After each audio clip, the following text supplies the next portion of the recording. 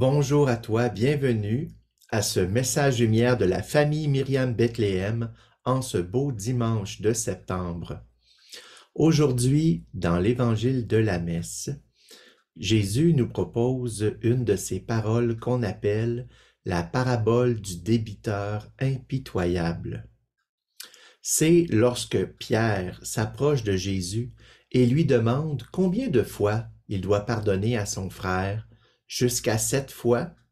Et Jésus lui répond, non, pas jusqu'à 7 fois, mais jusqu'à 70 fois 7 fois. Et pour clarifier, Jésus raconte l'histoire d'un roi qui réglait ses comptes avec ses serviteurs. Et le roi accepte en premier lieu d'annuler la dette de 60 millions de pièces d'argent d'un de ses serviteurs qui lui demandait sa pitié. Mais le serviteur, ensuite, lui refuse de montrer la même compassion à un compagnon qui lui devait seulement 100 pièces d'argent. Et le roi a puni le premier serviteur pour son manque de pitié. Est-ce que cette parabole déclenche en toi des sentiments, des réflexions? Veux-tu qu'on contemple ensemble un peu aujourd'hui ce que Jésus nous montre de lui-même à travers cet évangile?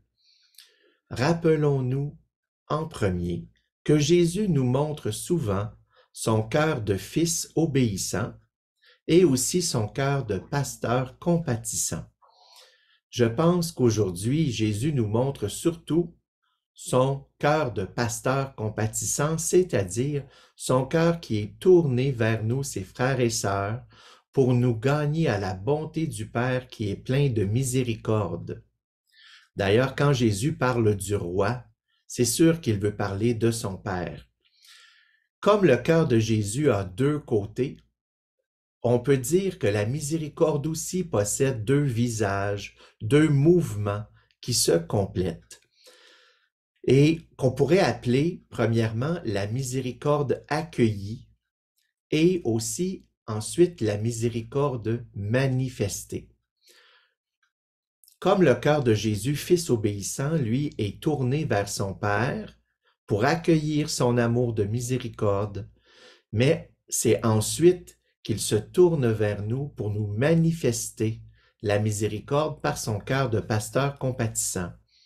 Et puisque Jésus est notre modèle, c'est très important pour nous, pour toi et moi, de le contempler souvent, de l'observer dans son évangile, à travers ses paroles et ses actions, pour mieux comprendre l'amour auquel nous aussi on est appelés. Le secret, je pense, que Jésus nous révèle à travers la parabole d'aujourd'hui, c'est qu'il y a un lien indissociable entre la miséricorde accueillie et la miséricorde manifestée. Comme lorsque Jésus nous dit dans un autre évangile que la mesure que nous avons utilisée pour les autres sera utilisée pour nous lors du jugement.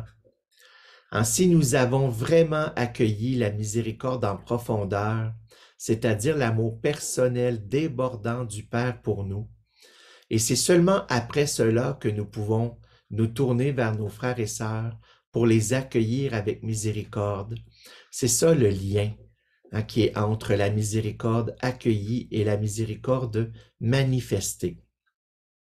Et comment cela peut-il s'incarner concrètement dans nos vies aujourd'hui? J'aimerais te raconter une petite histoire qui s'est passée dans ma vie il y a plus de 20 ans. J'avais beaucoup de difficultés à accepter dans mon passé certaines personnes qui m'avaient fait souffrir par leurs paroles, des fois des paroles un peu cruelles. J'avais conscience que Jésus me demandait de faire un pardon. Et je comprenais qu'une libération spirituelle m'attendait, mais c'était trop difficile. Et la personne qui m'accompagnait à l'époque m'avait suggéré d'aller au sacrement du pardon, de présenter au Seigneur les relations brisées de mon passé afin d'obtenir la guérison. Et le Seigneur a été fidèle parce que j'ai suivi cette recommandation et le Seigneur m'a fait expérimenter de façon nouvelle ce jour-là sa miséricorde pour moi. J'y allais pour être capable de pardonner aux autres, mais c'est la miséricorde du Seigneur pour moi qui s'est révélée de façon nouvelle. Car j'ai vu dans mon passé que moi aussi, j'avais pu faire souffrir ces personnes et d'autres par mes propres paroles.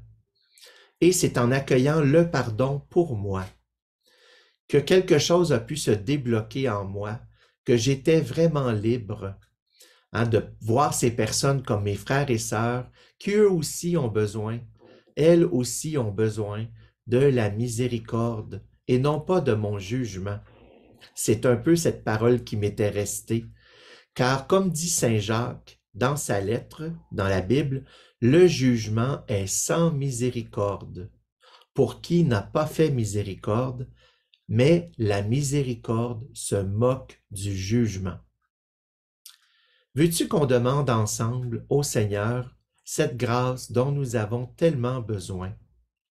Merci Seigneur aujourd'hui de visiter notre personne, notre être profond, afin de nous faire vivre une expérience d'accueil de miséricorde, peut-être en allant à la messe ou au sacrement du pardon, peut-être en visitant le Saint-Sacrement ou bien dans notre moment de prière quotidienne.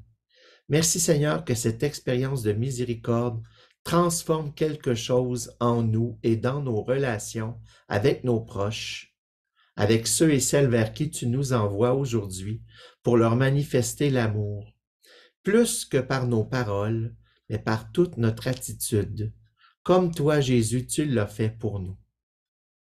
Je te souhaite une bonne journée, bon cœur à cœur avec Jésus, au revoir et à bientôt. Jésus.